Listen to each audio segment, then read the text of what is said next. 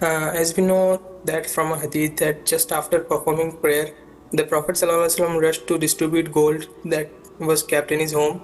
Also, his house roof was so low that the companions couldn't even stand straight. And in another hadith, Aisha radiallahu ta'ala said that several months used to pass and they didn't have anything to eat except water and dates. He ﷺ slept on a rough mat that left marks on his blessed back.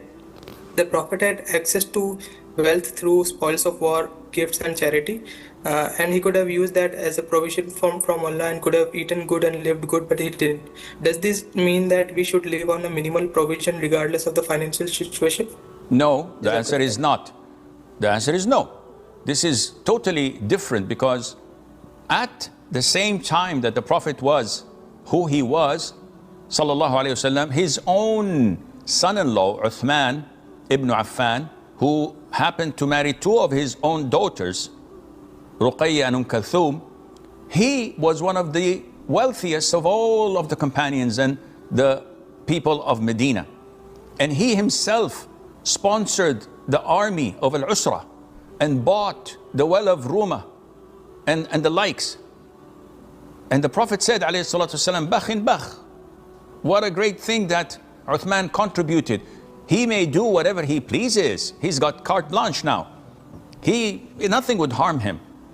And never the Prophet said to him, alayhi salam, spend all of your money and live in poverty. But they did not live a lavish life. They did not have mansions and Ferraris and Lamborghinis and Bugattis and wore a $1 million watch or lived in yachts and the likes. No.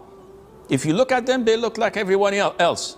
But they were so rich that they could afford whatever they wanted. The dunya was not in their hearts, it was in their hands. So the Prophet ﷺ chose this type of living. And whatever he got, he would spend it immediately, not keep anything.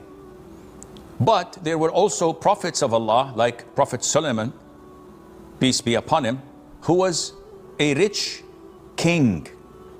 He was a prophet and a king, and he had all the wealth you could imagine.